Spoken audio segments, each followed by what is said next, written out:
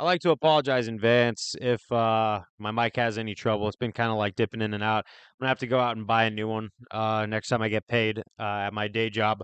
But we got to talk about this USADA versus UFC debate because USADA and UFC are parting ways, and USADA has been around the UFC for a long time. Um, Now they're doing a whole new one that we don't know about, and you know how these things come into practice.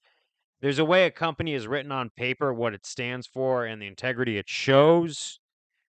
And there's the way they actually get it done. So if there's any bribes that go unreported, we can't prove or disprove anything.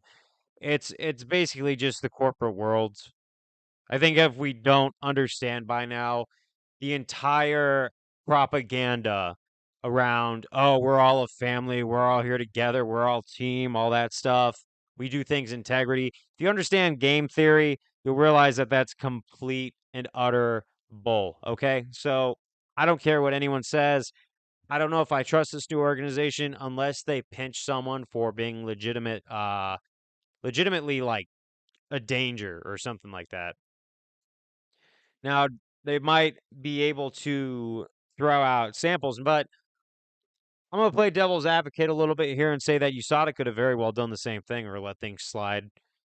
If UFC wanted John Jones to drug test so bad, they wouldn't have stopped waiting for him when he was hiding under that octagon all day, right?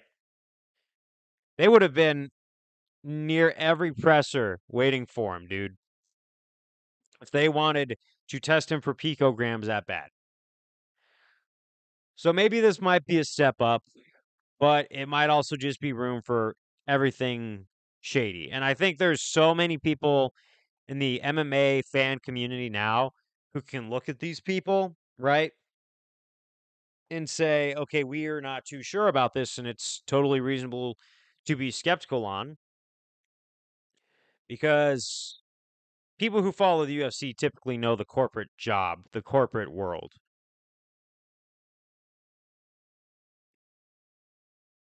But these fights might just get 10 times more exciting. If these if people are allowed to be openly on steroids without any sort of supervision, I mean that might actually bring some value entertainment to the fans. And if you ask the Diaz brothers, everyone's on steroids in the UFC, so we don't know.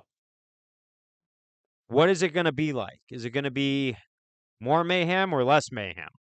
Because there's always going to be some form of cheating, shadiness, and that kind of thing. And you understand that, as long as the message is suppressed, nobody's around to hear it. It's like a tree falling in the woods. Does it really make a sound? Maybe, maybe not. But I think future UFC fans, we might be seeing a lot more Bisping versus Vitor Belfort situations, if you know what I mean. But that's what I got to say. Stay safe out there, fans and fighters alike. I'll see you next time.